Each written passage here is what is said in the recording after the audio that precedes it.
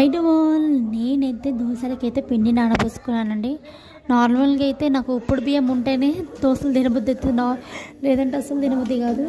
పచ్చి బియ్యంతో వేస్తారు కదా, పచ్చి బియ్యం మినపప్పుతో అయితే ఇంకా అస్సలు తినబుద్ధి కాదండి. నార్మల్గా అయితే నేను 2 గ్లాసుల అదే ఉప్పుడు బియ్యము, 2 గ్లాసుల పచ్చి బియ్యము, 1 గ్లాస్ మినప్పప్పు, చిటికేడు మెంతులు, కొంచెం 1 స్పూన్ శనగపప్పు వేసుకుంటాను అన్నమాట. ఇంకా చాలా అంటే చాలా బాగుంటాయి. ఇట్లా ట్రై చేయండి, అట్లా చాలా బాగుంటాయి. నార్మల్గా ఇక్కడ దొరికితే ఉంటుంది హైదరాబాద్లో, నాకు అంత ఐడియా లేదు. నేనైతే చెన్నై నుంచి తెప్పించుకుంటా. ఇక మేమైతే నాకు దోశలు వేసేసుకున్నాం. ఆయన ఆ రోజు లేడు, ఊరికి వెళ్ళారన్నమాట. ఇంకా మా జాన్వికి స్టార్ దోశ అని దానికి పిచ్చి, ఇంకా స్టార్ దోశ ఇచ్చిన అనమాట.